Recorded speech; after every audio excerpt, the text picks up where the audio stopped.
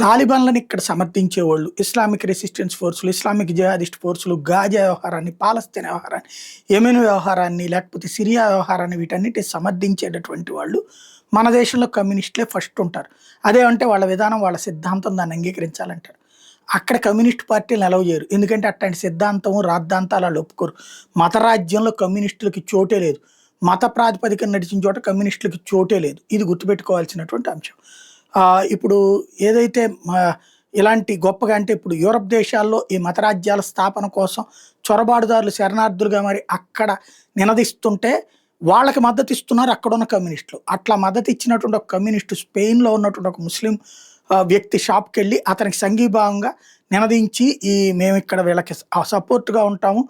నేనొక గేని అంటే ఏదైతే స్వలింగ సంపర్కుడిని అయినా సరే వీళ్ళకి మద్దతు ఇస్తున్నానని ప్రకటించాడు. ప్రకటించగానే ఆ షాప్ అతను ఈడ్చి కొట్టాడు. షాప్‌లో ఉన్న ఇంకో ముగ్గురు, నలుగురు కుర్రోళ్ళు కలిసి ఈడ్చి కొట్టారు. వాళ్ళందరూ ముస్లింలు. స్వలింగ సంపర్కం వాళ్ళ సంస్కృతిలో నిషేధం. ఎల్‌జీబీటీక్యూ అనేటటువంటిది ఇస్లాం దాంట్లో నిషేధం. ఆ నిషేధించినటువంటి వాడు నువ్వొచ్చి మాకు చెప్పేదేందిరా, మాకు సపోర్ట్ ఏంటని చితక్కొట్టారు. ఇప్పుడు ఈ వీడియో వైరల్ అవుతా ఉంది.